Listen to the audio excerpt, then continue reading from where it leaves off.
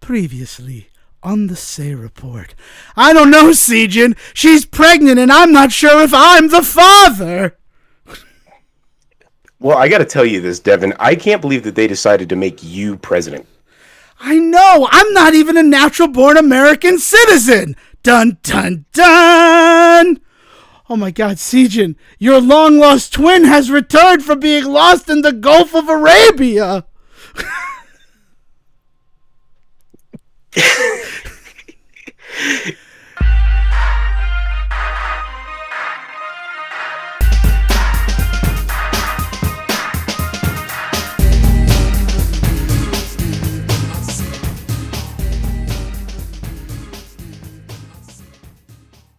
Hello, ladies and gentlemen, and welcome to part 2 of this episode of the Say Report. I'm your host, Devin Decker, and joining me, my host companion, it's Sejin Sarowick. How you doing, Sejin? I'm doing good, man. Fell down a rabbit hole of twin stick arcade games while we were on our break. Just looking at a whole bunch of like Total Carnage and Xeno Crisis. You were just talking about that a game that you were playing that was 4 buttons, 8 buttons, 4 and 4, that you would like move around and then shoot around with the other side. The other side was actually was a joystick, like sort of like a flight stick sort of thing, where you had like a trigger, like it emulated kind of holding a gun. Not really, but you know what I'm saying. I mean. I don't know. Good stuff, man. Yeah, good stuff. Sorry. And I was like going to be so proud that like this episode we know what we're doing, but no, I kind of feel like we just hit a wall right there. Anywho, hopefully if you have not listened to part 1 of this is sort of a semi-continuation of what we were talking there. So go back and listen to part 1. A funny thing happened on the way back to Utah before you listen to the part 2 report. Or listen to them out of order, right? Do some Rashomon storytelling. Do it how Tarantino would do it, right?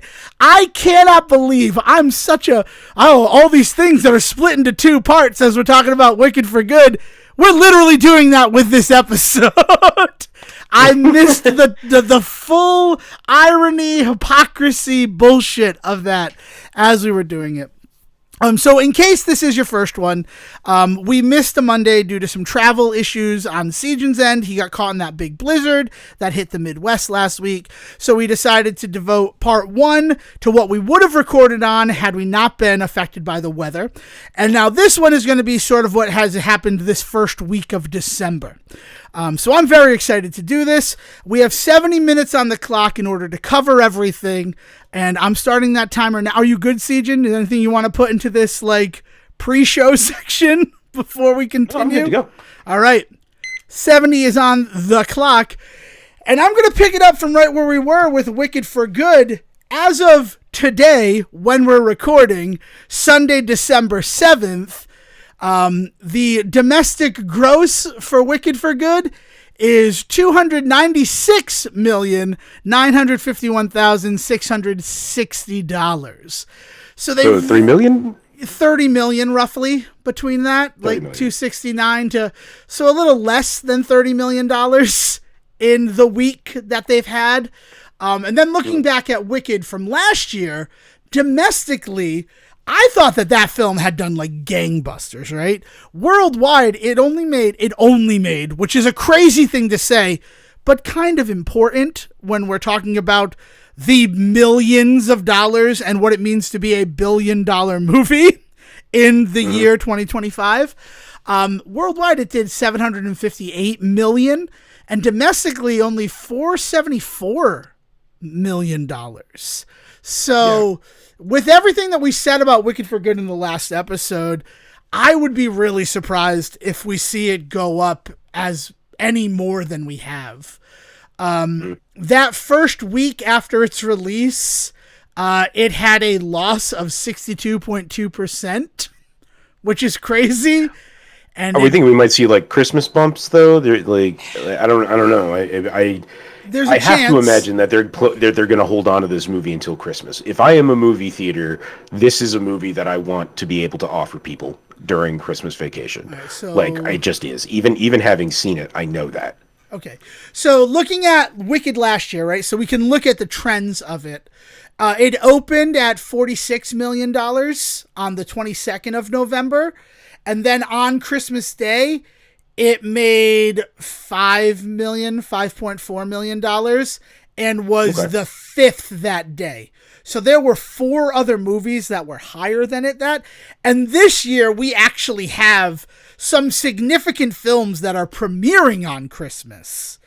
Like what? Yeah, Christmas being on a Thursday. Yeah. Yeah. So like Song Sung Blue, which I think will probably be the second best film about a Neil Diamond cover band. The first, of course, being Saving Silverman. I'm excited for that one. But like, just to kind of put that button on Wicked for Good, I don't know I don't think it has the weight to really get much higher than it currently is. I don't think it's going to match the first one. I think we're going to see that it does not make as much as the first one. That I am willing to say. I don't know if it's going to be close, but I just think we're just not going to see the same return that the first movie saw. Because I think that there's a lot of people that also now feel like, well, I've waited this long, I might as well wait to do the whole experience at home, right? Like there's just so many negative possible feelings towards this second second half experience that like I think that they've proven that this is not the best way to do this going forward. Yeah. I think it's a good truth, right? Because I think about something like Allegiant, which they split into 2 movies, and we just never got the end of that story because Allegiant did so poorly that they're like, we're not going to bother with part 2 of this.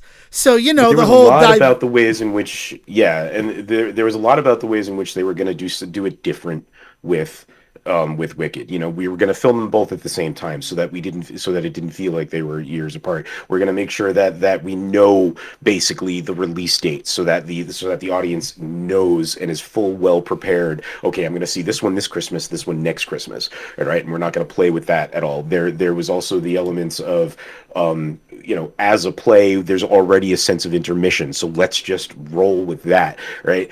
I think that they have found that none of that really mattered or worked. I mean, people are basically, they were hoping to find a shortcut for bringing Broadway to cinemas with this movie. If this movie, if both of these movies had landed in a particular way, you know, if they had been billion-dollar blockbusters, we would have been seeing so many other plays that they would have tried doing this with now. Oh, let's do this. Let's do the whole thing. Let's do it right. Let's do the intermission. Let's do it in 2 parts.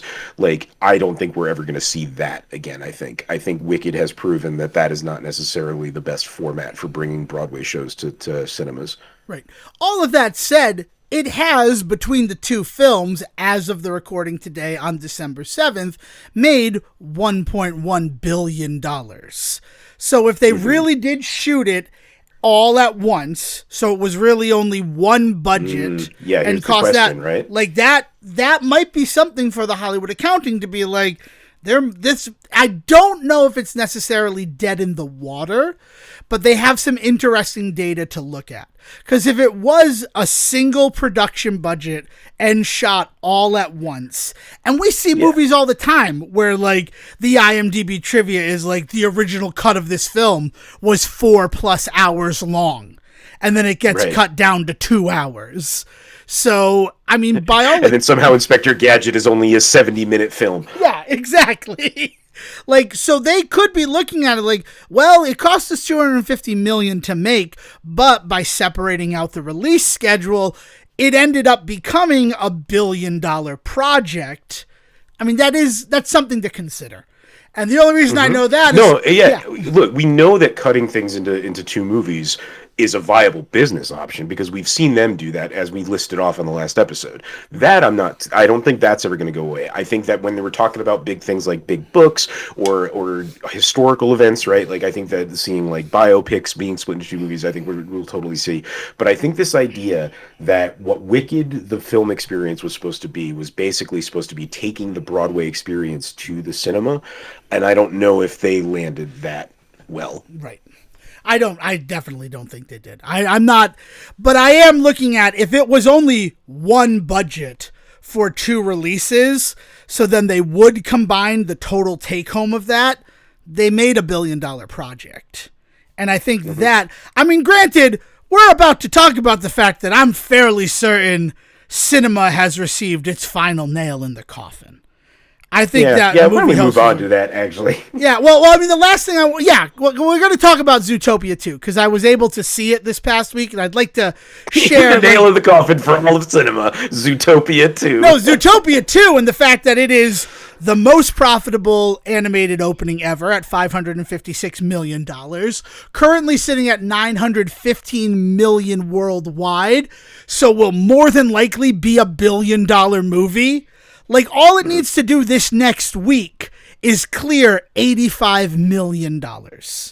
And I think that... Again, this is another movie that I would say that I bet theater owners are clamoring to hold on to through Christmas. Because, I mean, like, you mentioned that there's a couple of movies coming out for Christmas, but, like, not another animated one. Definitely not another Disney animated one. That's true. David is coming out on the 19th of December.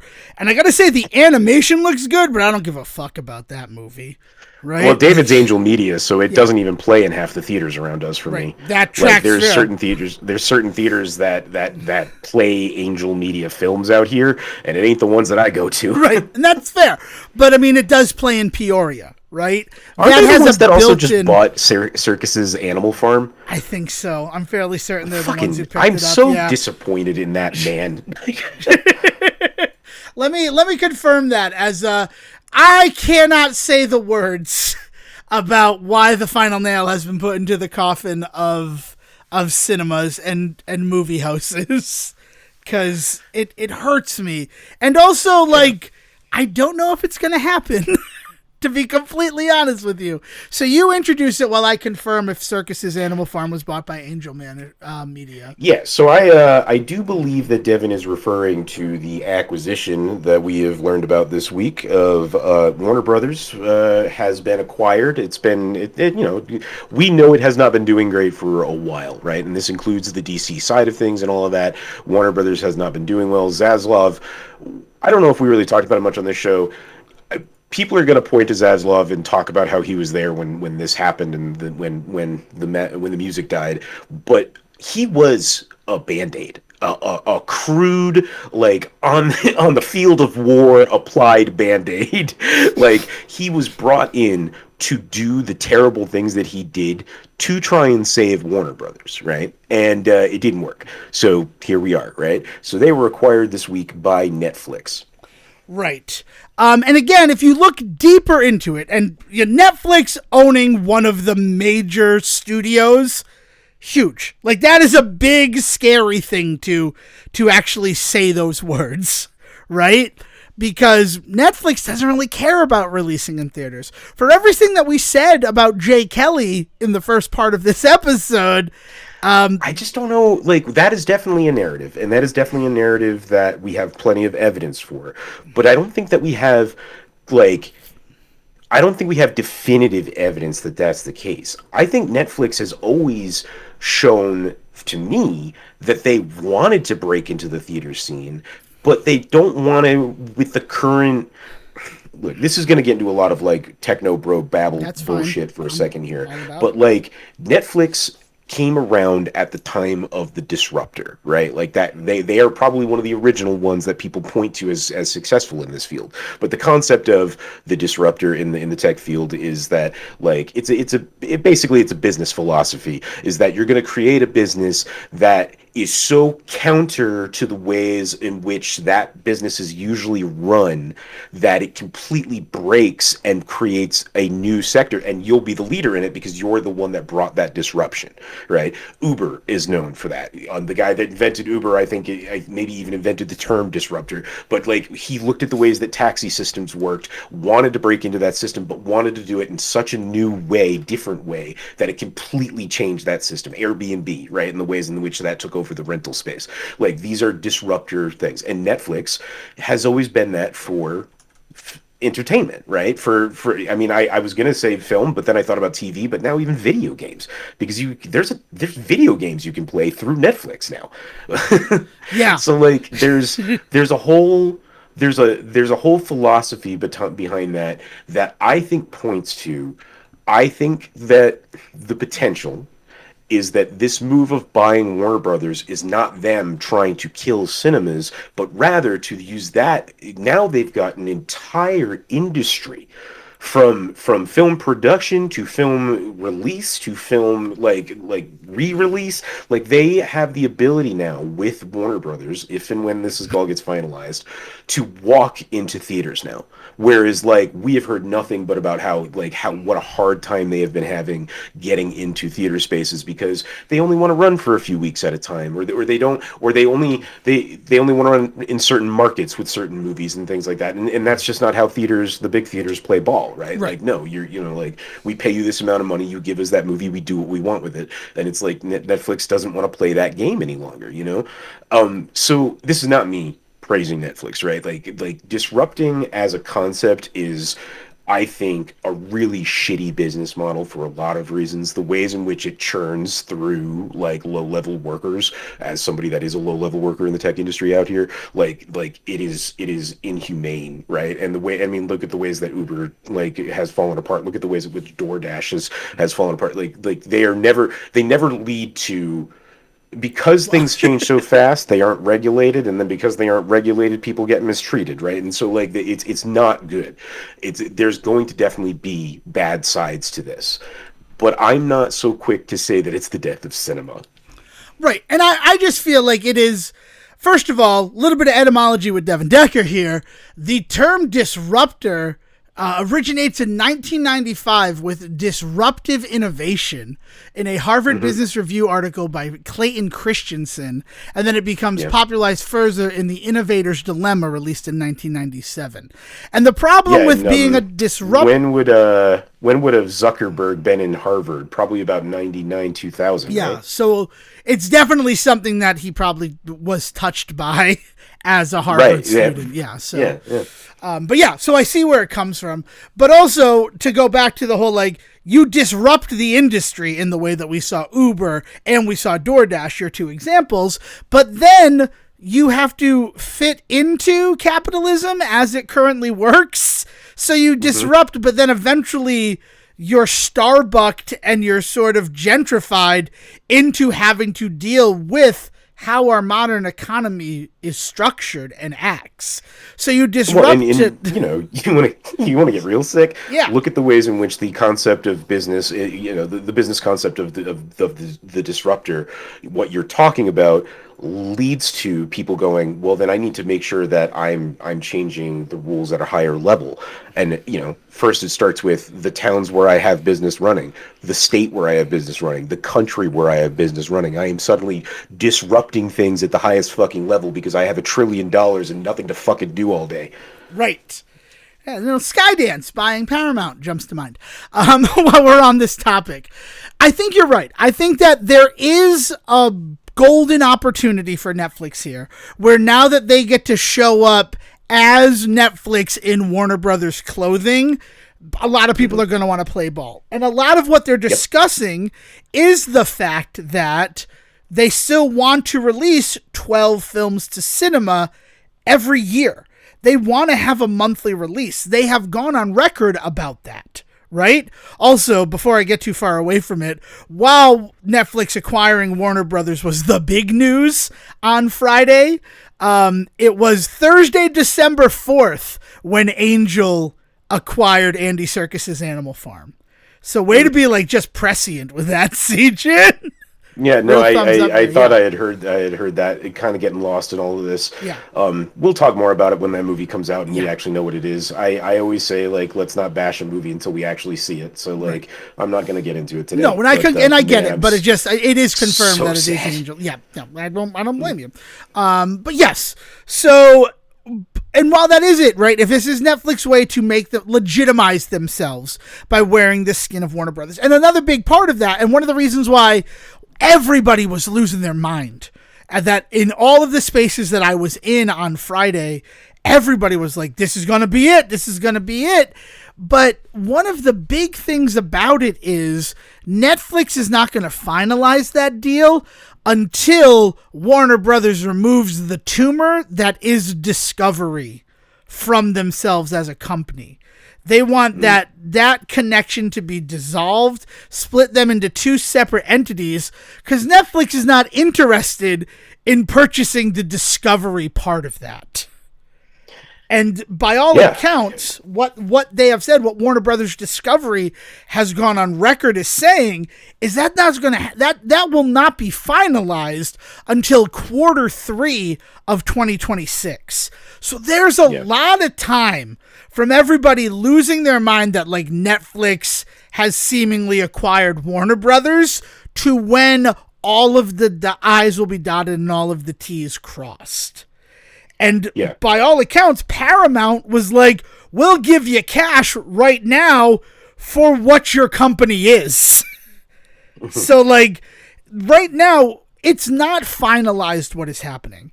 And again, everybody looks at it as, oh, Netflix is just going to... Now Warner Brothers films are going to go straight to Netflix. You're not going to get theatrical engagements, or if you do, they're going to be these limited runs that we see with other Netflix original films. And honestly, of all the companies for Netflix to acquire, let's not forget what happened in, was it 2021? When all the Warner Brothers films were same release, theater, and streaming? So they have They have a sort of... I think that's the other side of all of this. People losing their fucking minds about how Netflix is the bad guy in this coming in. Why are we suddenly forgetting the fact that we have, as a fan base, been appalled by the ways it's been run for the last so many years by Zaslav, and so this whole thing about I love the tumor that is Discovery, because they would show that fucking show. Oh, they definitely the tumor the size of Discovery Channel.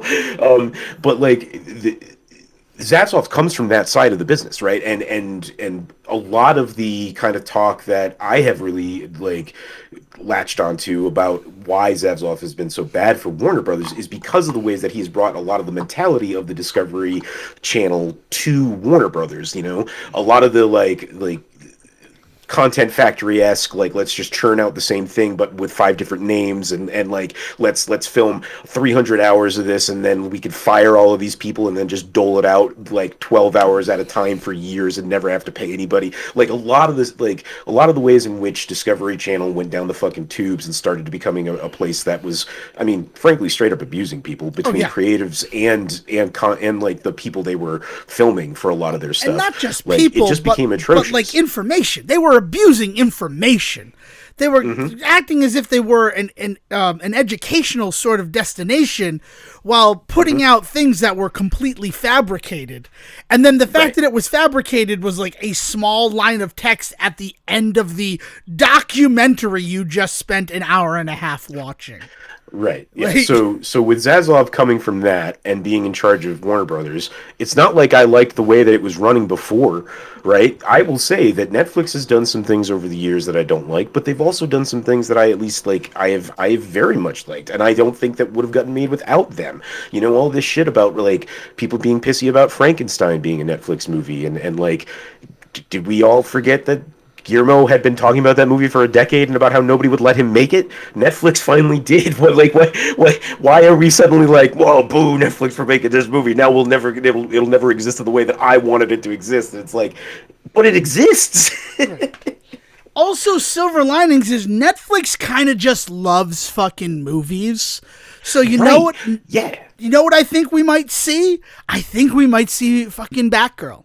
I think that Batgirl is a real possibility if Netflix are the ones who are in charge of all of these films that Zaslav, who by what you just brought up was more about the Discovery, less about the Warner Brothers, was like, it can just be a tax write-off, right? Netflix will just put it out there, because if we can capture the cultural consciousness even just for a fucking weekend, like, that's all we care about. We want content that gets put in front of eyeballs. And God, you know what it's just all of this being in the wake of them, then, you know, just to talk about things that I don't love that Netflix does, them killing the casting option on phones. Have you heard about this? Yeah, I did see that.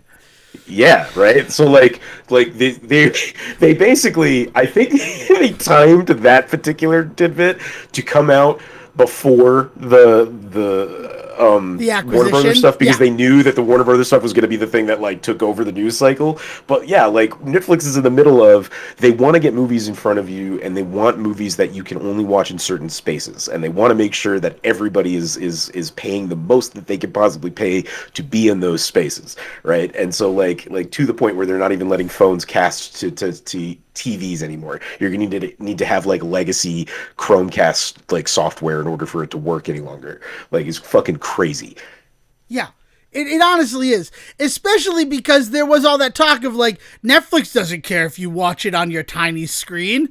It kind of seems like now they want you to. Like, with that whole thing is just insane to me. That, like, oh, you can't just regularly cast. We're not going to allow it. But then it also comes down to, have you. I remember when you could, like, take a screenshot of any of these streaming apps, and now like it is just not like that was part of how movies got shared around using social media. You want to talk about us being in a post social media age?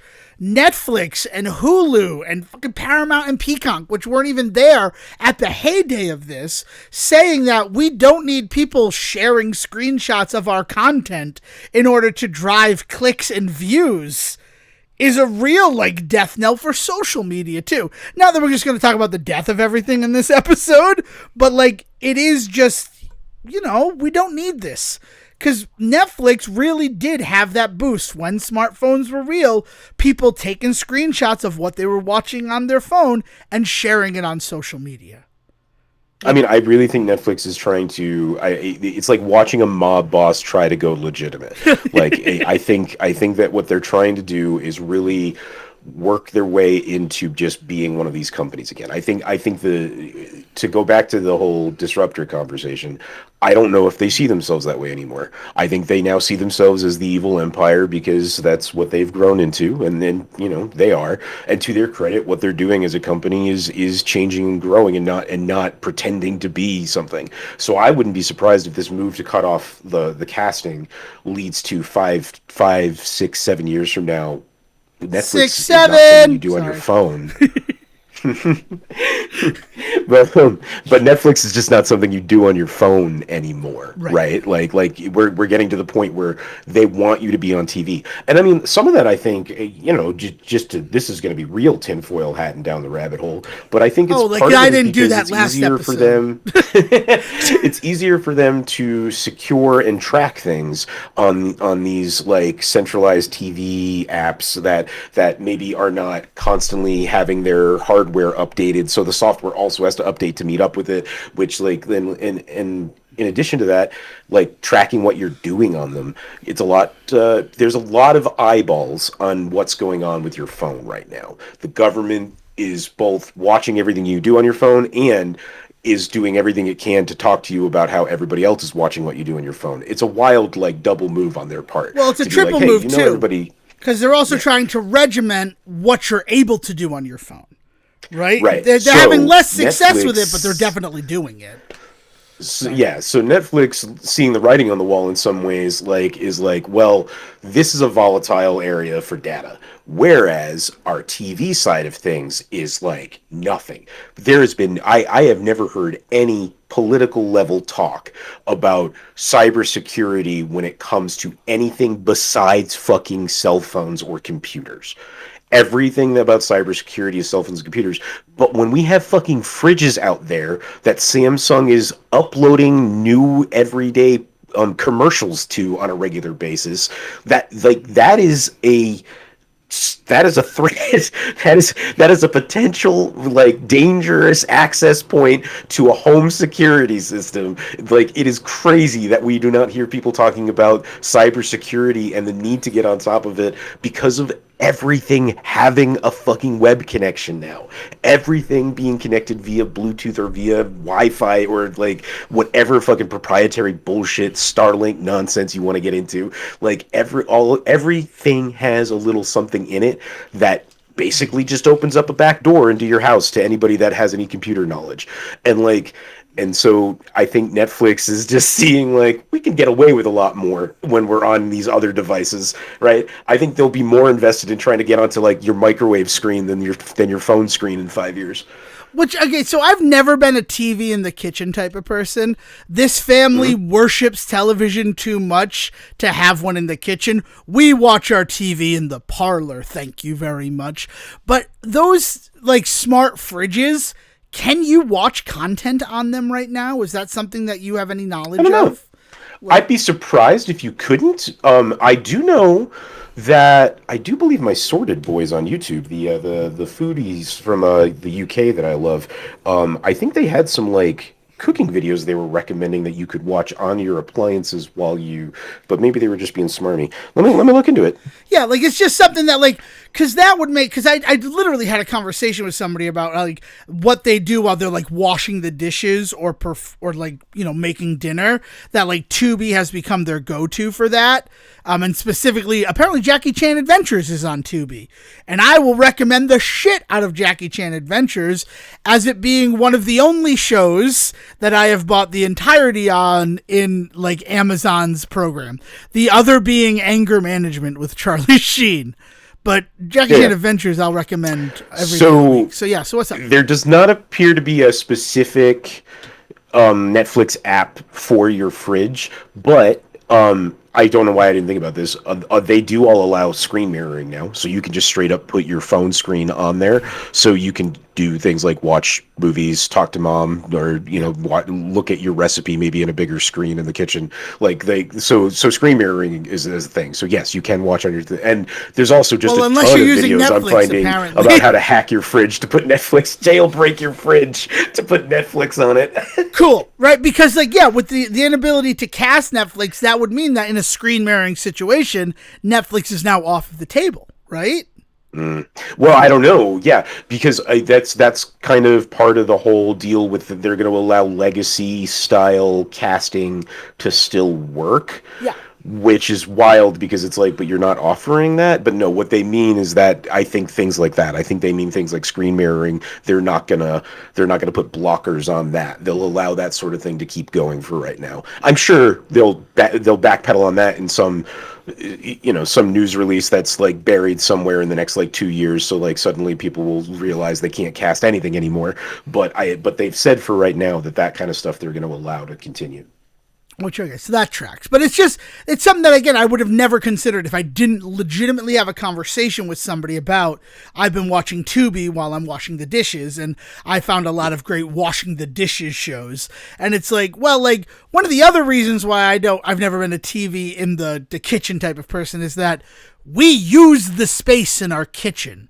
Like, there's nowhere for us to put a television.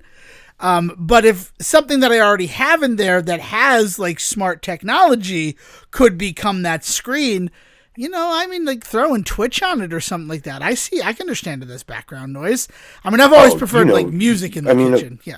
You know that I'm totally invested in the Google environment in this house. We've got a Google screen in the kitchen, and like I do everything from watch American Dad while I'm making breakfast in the morning to like looking at YouTube videos for recipe ideas, playing music, everything.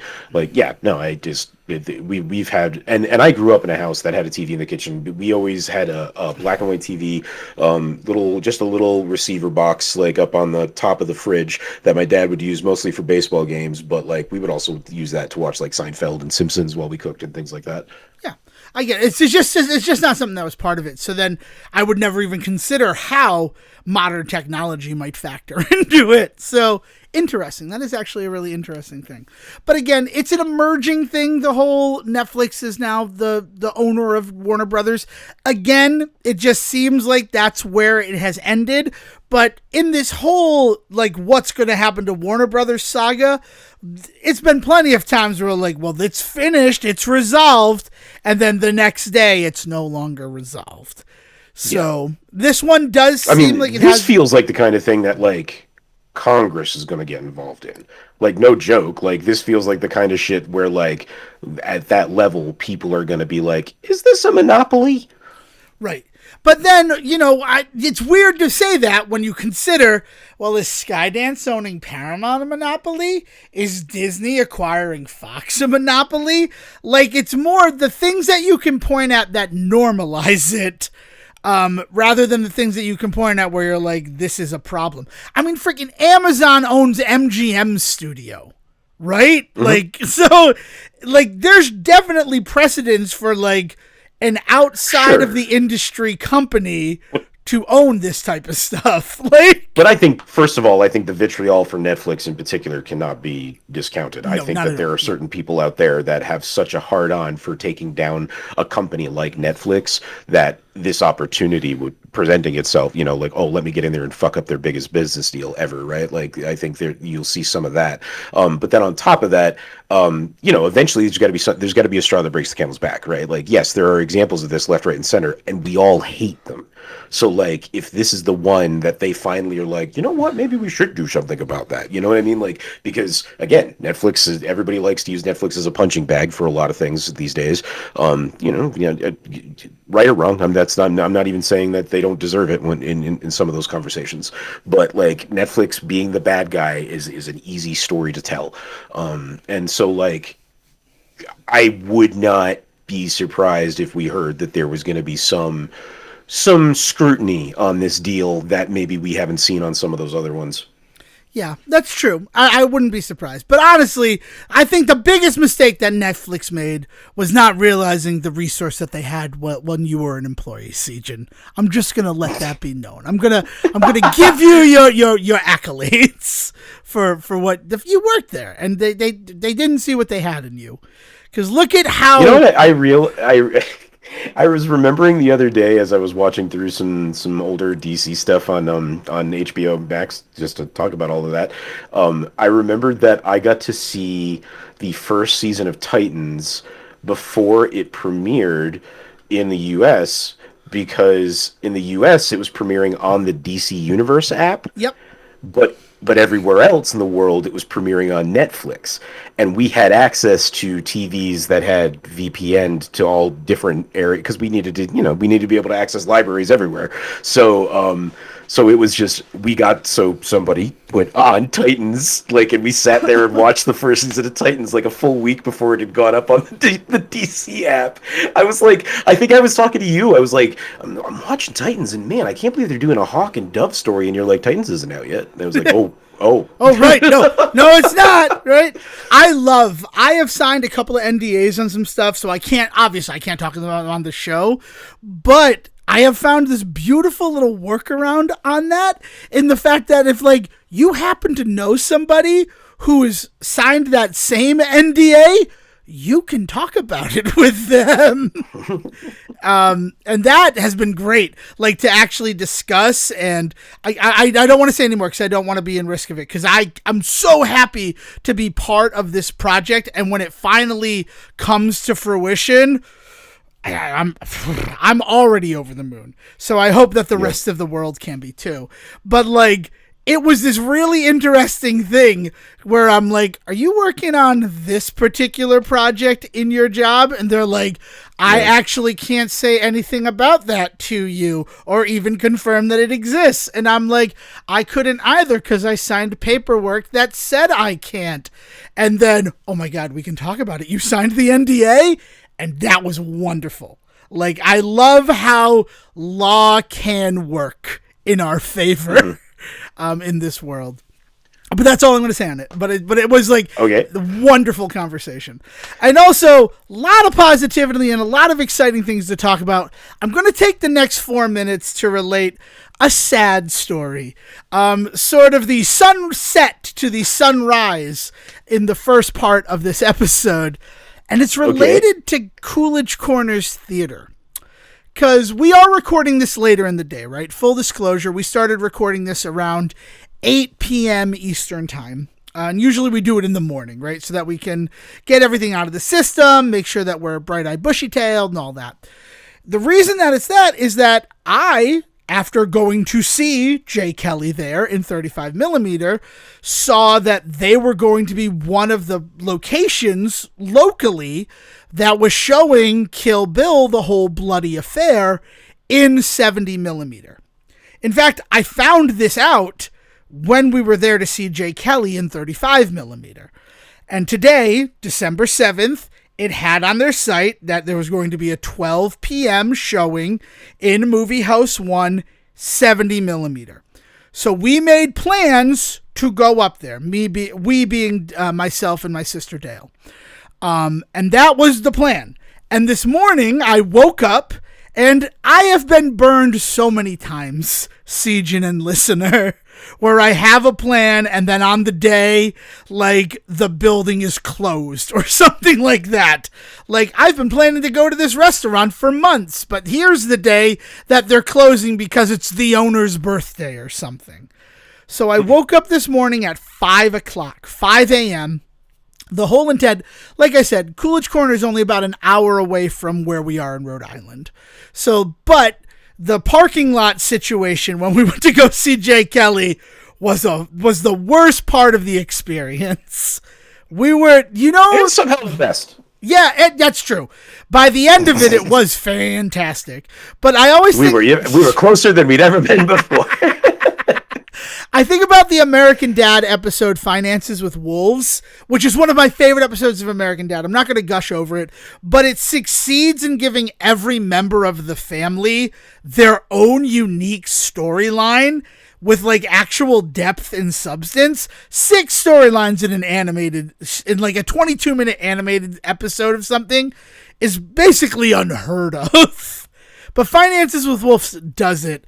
And that is the episode where Stan is trying to find a parking spot at the mall and he refuses to pay the $5 valet fee.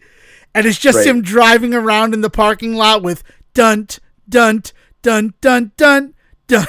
And then like thinking that it's a spot, but there's a compact car in there.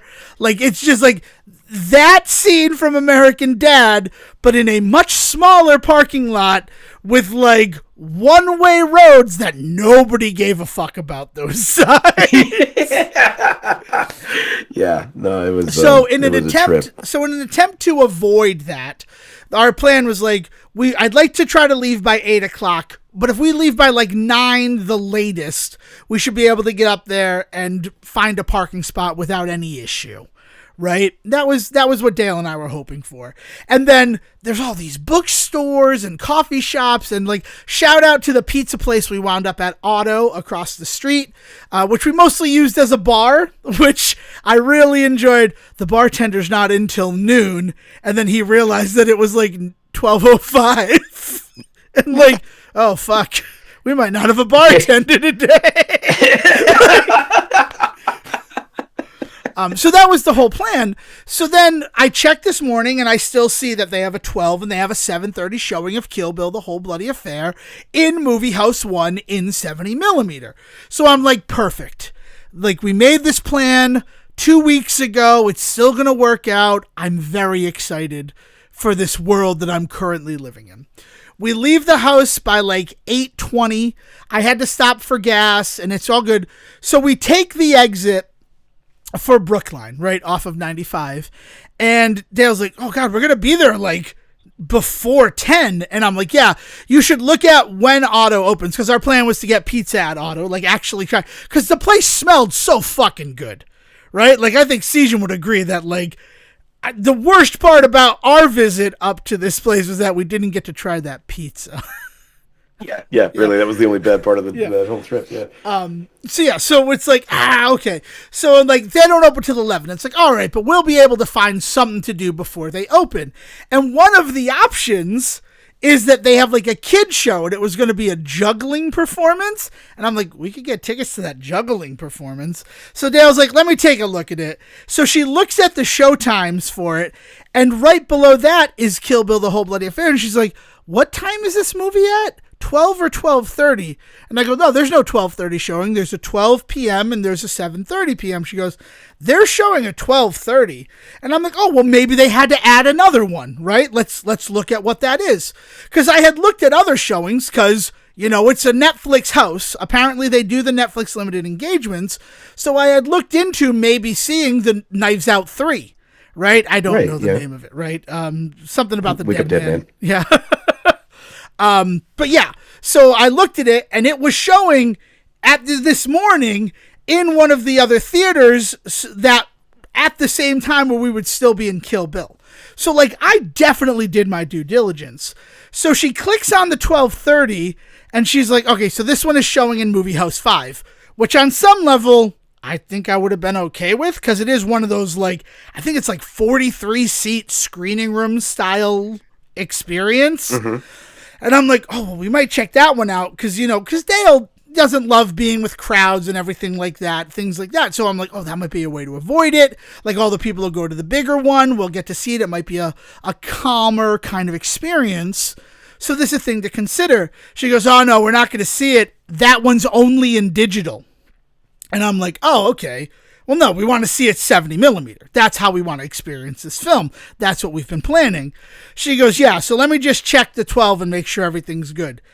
They had moved the 12 from when I checked it at 5 a.m. this morning to when she's checking it at 9 a.m. this morning. It's no longer in Movie House 1, the big movie house. It's going to be in Movie House 2.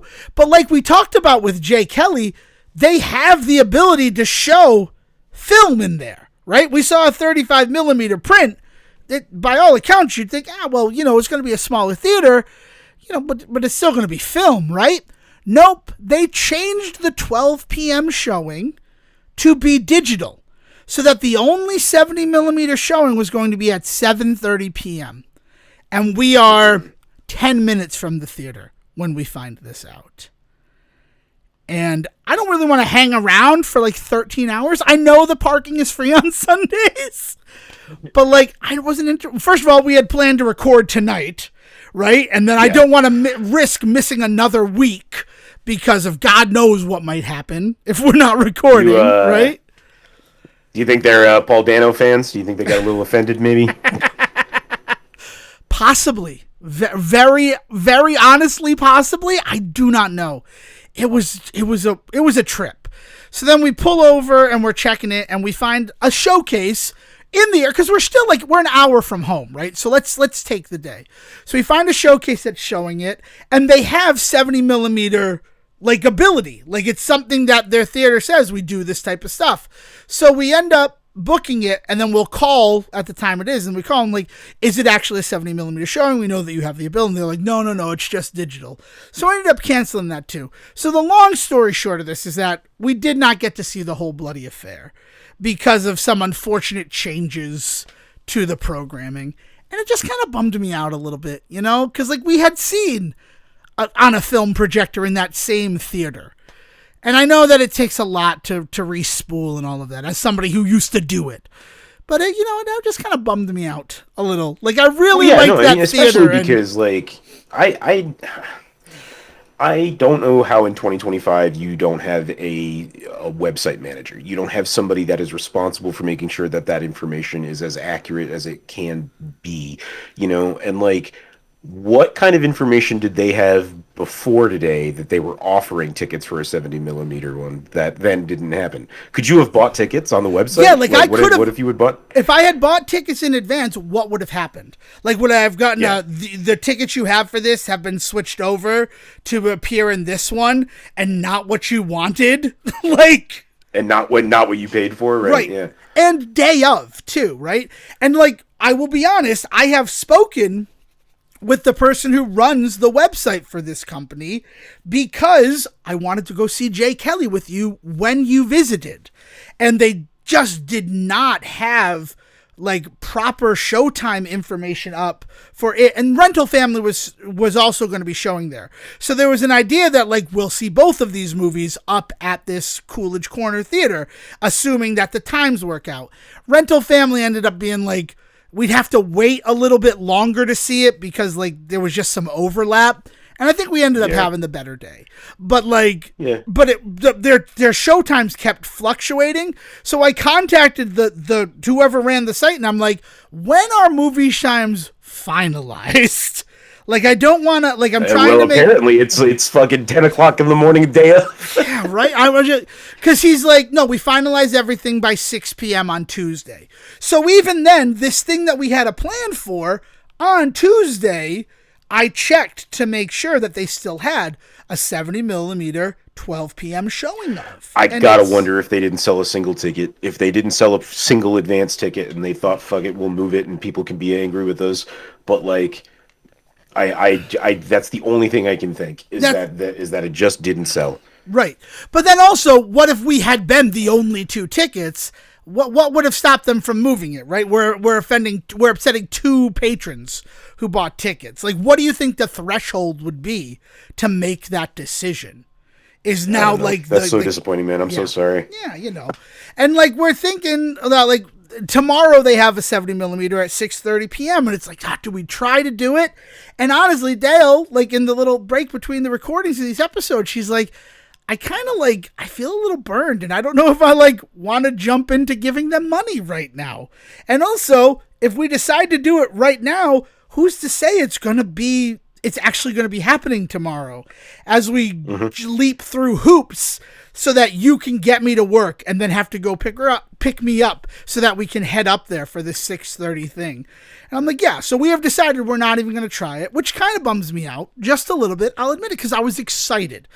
And I was excited to see Kill Bill as one big movie, right? And we talked about this with Wicked, right? Like a mere hour ago, right? A full episode ago for the listener, but for you and me, it was like an hour ago. You want to experience it as one package, especially something like Kill Bill. It is something that I've wanted to experience in a single package since it happened, like 21 years ago, right? But it's not showing anywhere in Rhode Island, which is disappointing. And I don't know, like, I don't want to, like, I wanted to see it in that, like, warmth, right? I guess I've been spoiled by things like seeing Hateful Eight that way. Yeah, no, man. I think the thing is that shit is so expensive nowadays, and it started for me with movies, with DVDs at home, where I realized I couldn't keep just buying every DVD I wanted because financially it just didn't make sense. Also, space and all that stuff. So it became a thing where I had to work out with myself. I'm only ever going to buy really nice versions of movies that I know I like. I'm not going to go and I'm not going to take risks on movies I haven't seen. If somebody else wants to buy me something, I'm not going to like turn it down, but like I'm not going to take risks on movies I haven't seen, and I'm not going to spend money on these cheap ass plastic one sheet boxes that look like they have printer paper for covers. Like I'm gonna make sure that every time I buy a movie, it's a nice version, and knowing that I'm not always going to have the money to do so, which was part of the point, is like, and if I don't have the money to do it, then it just means I don't own that movie right now, right? And so that kind of became my rule for more and more things. And I'm not the only one. I'm not saying this like I'm special. This is the attitude of everybody nowadays, is that nowadays spending the money to go to the movies, spending the money to go to a concert, spending the money to go on a trip, if there's not a guaranteed, unique, unbelievable experience at the end of it, I can't afford to take that chance. Like I need to know that what I'm going to be doing when I put my money down for this thing, that I'm going to be getting something that is truly worth it. And if I can't be guaranteed that, then it's a no-go for me, man. And so like, yeah, like I knew that Jay Kelly was going to be an experience that we needed to have together, right? No matter what happened that day, seeing that movie, it was going to be worth it. Yes. And honestly, the fact that we were able to see it as early as we were, so that like, even if the rest of this day is, because it started snowing when we were heading back, so it was like, oh, I don't know if any of the other things we have planned are actually going to happen, or if it'll be like safe for us to do it. Because as we mentioned, like, we've had issues with weather when it comes to the two of us hanging out. It's not a unique moment. Like, Jay Kelly was all I needed that Sunday with you, and everything else was a bonus. Right. Yeah. So, I don't think that you should feel like weird or anything for like saying, I just don't want to spend money on this right now. I don't know. Yeah, it is. But speaking of spending money, because this seems like a solid thing, I did something really stupid this past week, CJ. Okay. Metroid Prime 4 finally released. Full title Metroid Prime 4 Beyond.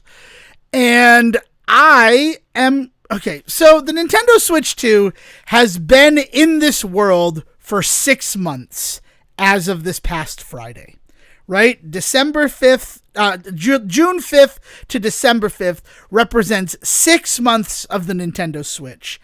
And legitimately, of the Switch games that have released, only 2 of them feel like they were designed and built for the system.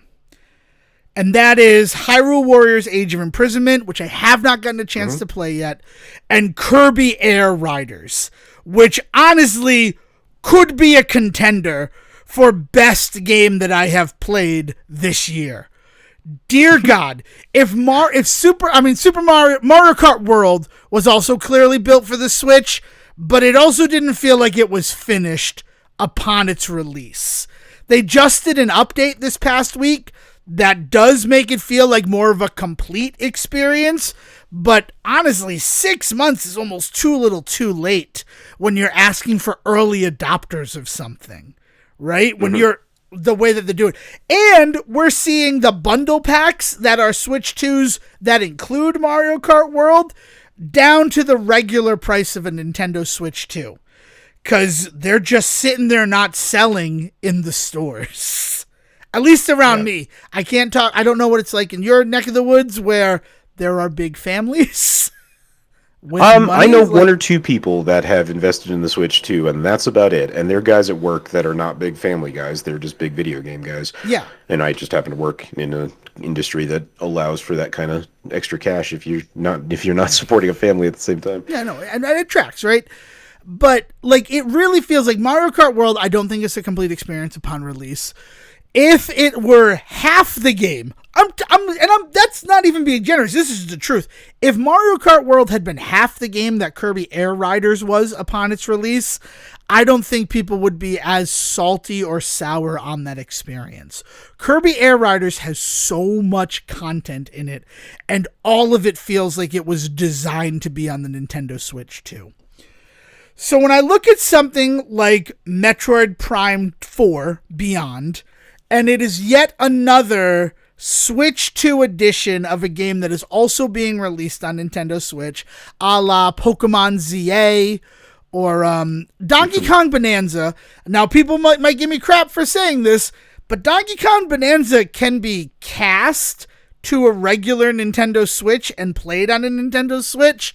And we have seen builds of the game that were just Nintendo Switch, like playing it.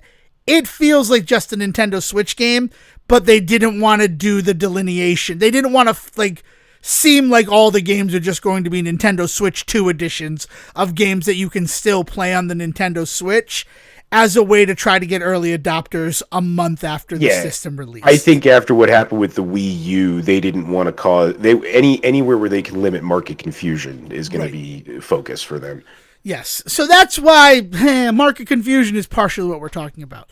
So I wanted to see the difference between Metroid Prime 4 on the Switch and Metroid Prime 4 on the Switch 2. So I'm an idiot. This is me admitting that I was an idiot because I bought a Switch copy and a Switch 2 copy. And here's the most important thing to take away from this story, right? Tell your friends, tell your kids, tell everybody. If you listen to me tell this, tell 2 friends so that they can tell 2 friends and nobody else can be as stupid as I was. If you put a Switch 2 edition of a game cart into a regular Switch, you can play the regular Switch version of that game. I now own a completely superfluous version of Metroid Prime 4 for the Nintendo Switch. That's just a fact. Wait, I thought that they had... What? What do you need? What do you need here? What do you mean what? You put your copy of Metroid Prime 2 into so the your Switch 2 version? The Nintendo Switch 2... Okay. So I have a Switch edition of Metroid Prime 4 Beyond, and I have the Switch 2 edition.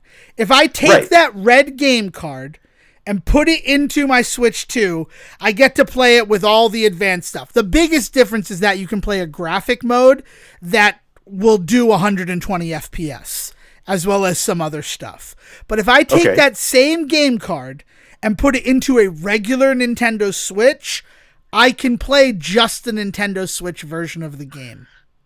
Is the game card, when you say game card, do you mean like the cartridge? Yeah, the cartridge.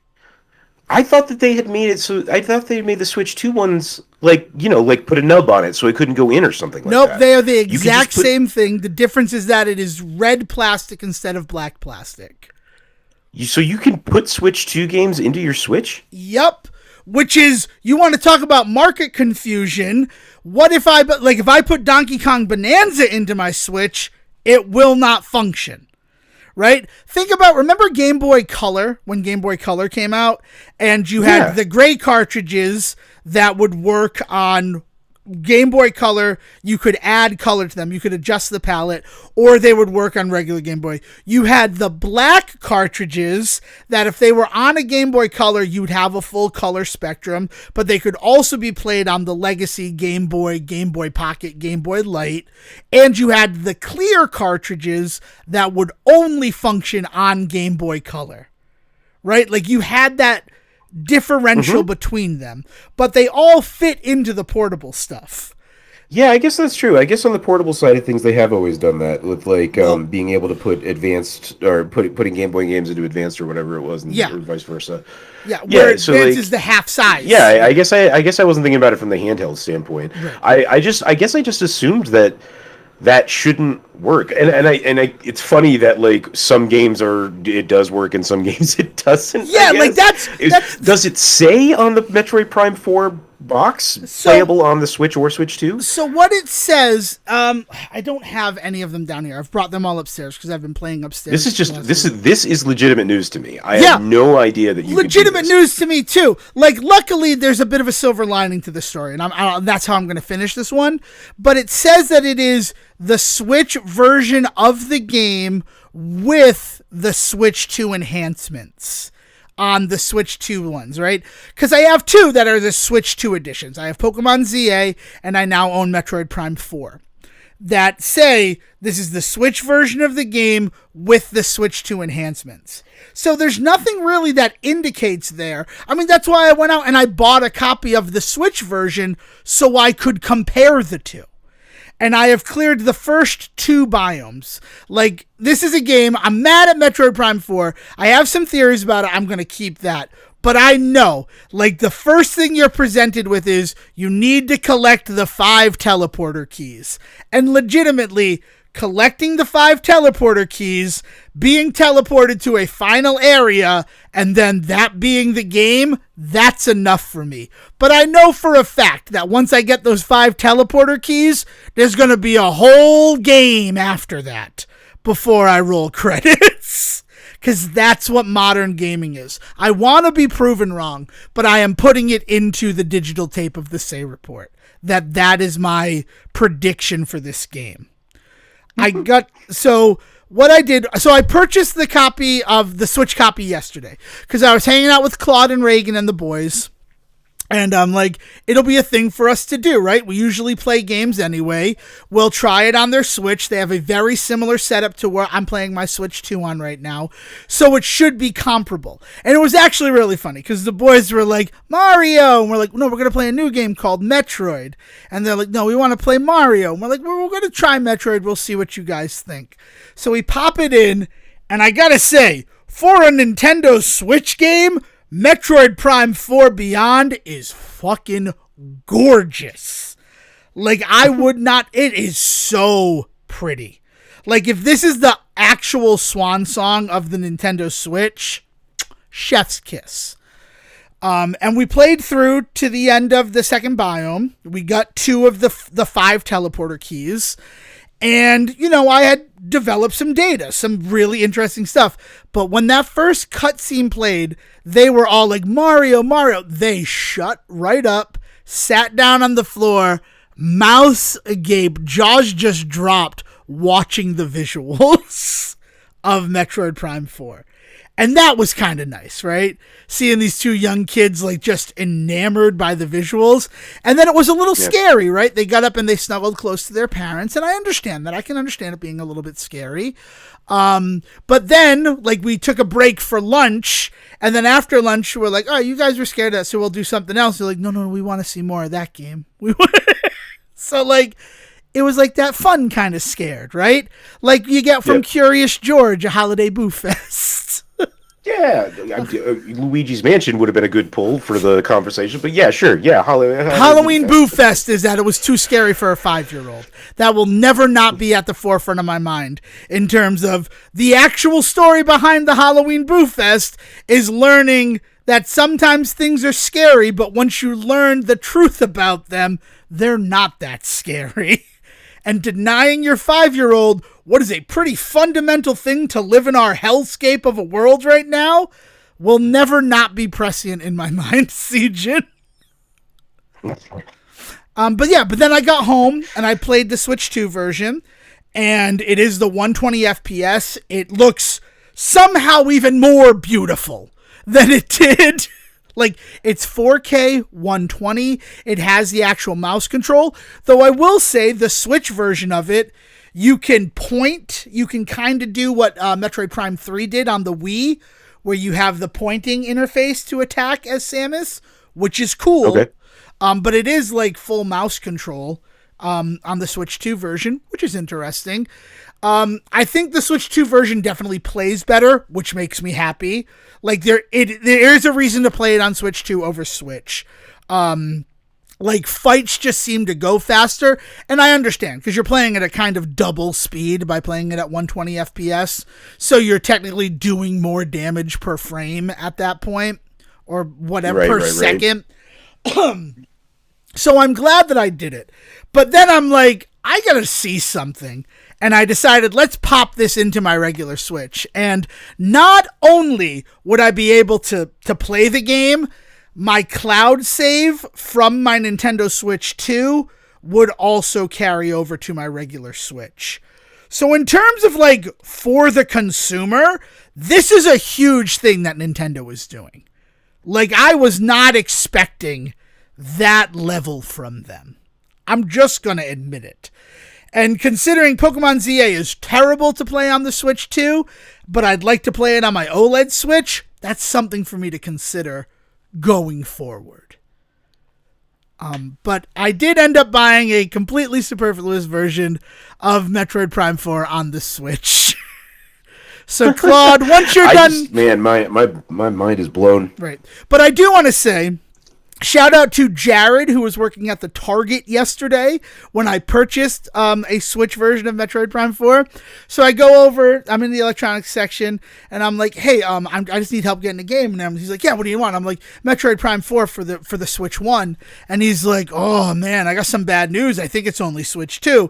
And I'm like, well, I mean, it's over there. So, like, can we try? And he's like, yeah, no, let's go. So he goes, and he's like, oh, my God.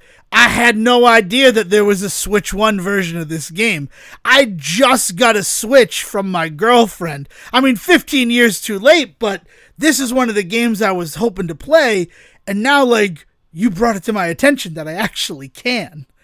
And that made me happy. Like, I had this genuine interaction with him. I also had a really good interaction when I bought the Switch 2 copy, where the guy was like, I didn't know it was out today. Thank you so much. I'm buying it as soon as I'm done checking you out. I do think that last Metroid game really impressed a lot of people. You know, it was it really brought a lot of people on board with a franchise that, I mean, I think for a large number of people, Samus is a Smash character. Yeah. You know what I mean? Mm-hmm. They don't think about the Metroid series. You know, like Kid Icarus is the same way, right? Like I don't think Fire about the Emblem, Kid Icarus games. I think is like that too. I don't know. A lot of people haven't played Fire Emblem. You know, not that there are not huge fan bases for these things that know, you know, other things, but I do think that, like, if I were to show my mom a picture of certain characters, she would know them from Super Smash Brothers and nothing fucking else, you know? Yeah. I get that. I totally understand that. But yeah, it's it was just like this wild thing, and he's like, I really only like that. The other guy, not Jared. Jared was wonderful, and I was like happy to like bring to his attention that he could play it. Though honestly, people, I don't know the advocation. Like the Switch 2 versions of these games are $20 more expensive. So you need to think about, like what Siegen was just saying, there's some real math to put into it. But if you're planning on upgrading down the road, there's no reason not to buy like the Switch 2 editions of games, because if you do upgrade down the line, you'll already have that version of it. Mm-hmm, mm-hmm. Like it's something. Yeah, but that's sinister, man. You know. I know it is. It's very sinister. I hate that I just said it, but like it is something that I feel like should go into that mental mathematics that you're doing. Or you spend $20 down the line if you eventually get a Switch 2 to purchase the upgrade. And that's the price now. We don't know if those upgrades will go up in price, and why the fuck wouldn't they? Right? If we're just going to be honest about Nintendo and their pricing structure. But that first guy that I bought the Switch 2 version for, he's like, yeah, I'm primarily a 2D Metroid player, but I'm just like so excited for more Metroid that I'm going to give this one a try. So exactly what you said. Dread really did capture people's imagination. So this game, it is. And I gotta say, it's very Zelda coded. At least the areas that I've played so far. I was afraid that it was going to be a little too open a world. Like, open world and Metroid don't seem to jive in my mind. But while I've been to the desert that you get to explore, I wasn't able to explore it yet. I just got the Viola motorcycle, which will allow me to, like, really ride around the desert. So I'm excited to do that. But the 2 biomes I've gone to so far, it has been unlock this weapon, and then that weapon is what you must use to defeat the boss. Like, it very Zelda dungeon coded, which is excellent for me, right? As a big fan of Zelda games. So I will be updating as I play through the game more. And then the other game I want to talk about this week, while we only have like 2 minutes left in this episode, is Marvel Cosmic Invasion, the latest beat 'em up from like Dotemu and Tribute Games, who brought us TMNT Shredder's Revenge. Did you play? Did you play any Marvel Cosmic Invasion? I have not played. I want to play. It's going to be my Christmas game, I think, this year. All right, cool. I think when I'm going to have some time on my own for the Christmas season, and I think that it's going to be the game that I dive into, because it's going to be so easy to just pick up and dive back, jump in and out. Yeah, no, and I'm glad that I can talk about it. Totally worth the purchase. I've already 100% it on Steam. I on the Monday that it just released this past Monday, December 1st, sat down, played through the whole campaign with my mother and sister, because my mom is the reason that we love beat 'em ups, because we played them when we were younger with her at the arcade. All of us on our fight sticks played through the campaign, had a lovely experience, and then really good challenges, like in each level and as each character, to get you to play as the characters. It's a wonderful package that I had completed every achievement in within 48 hours. So big thumbs up, big recommendation for it. But we can talk about it more once you've had a chance to play it. And then the last one is I was part of the beta for the Marvel Tokon Fighting Spirits game, the 4v4 that's coming to PlayStation. I was busy with other stuff, but I got to play through the tutorial. It's a very well-built, beautiful game. I'm not necessarily sure how good it's going to work in practice.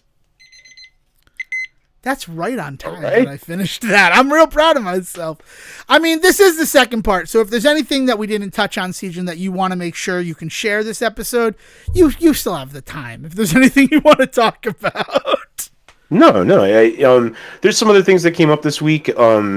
Markiplier, the YouTuber that I'm one of the main guys that I follow on YouTube, self-financed a horror movie that has been in a weird limbo due to some really interesting behind-the-scenes shit that we should talk about someday, maybe when. But anyway, his self-financed horror movie Iron Lung is finally coming out next January, and had a release this week and all of that. And that's just big news because of the fact that it was not legally accessible to the man for a while, for at least by some understandings of what was going on. But yeah, looks like he got his movie back, and it looks like he's gonna finally get it in front of some eyeballs, and that was a really cool announcement. But that's coming out in January, so I'll probably wait to talk about it when I see it in January. Excellent. And again, like, I wanted to tell a little bit more about Zootopia too. The big thing is that right now it is definitely set up to be the third $1 billion film of 2025 before Avatar Fire and Ash comes out. And honestly, I didn't think that we were going to see another $1 billion film before Fire and Ash, and that was very exciting. But we can wait to talk about that one. Let give some people some time to see it.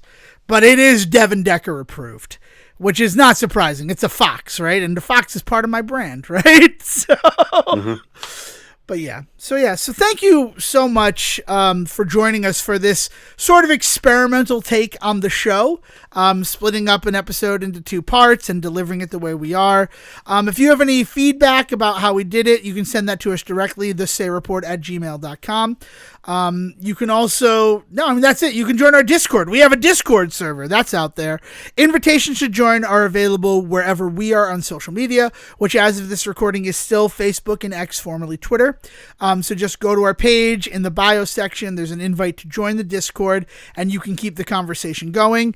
But again, we also do accept emails, not just about the weird experimental stuff we do, but about anything to thesayreport@gmail.com. The most important thing to remember is that if you want to send something to just me, Devin Decker, or to him, Sijan Sarowick, just put our names in the subject line, and we'll make sure that it is distributed to the appropriate Say Reporter, so they're the only one who gets to read your thoughts, dreams, hopes, desires, and all of that.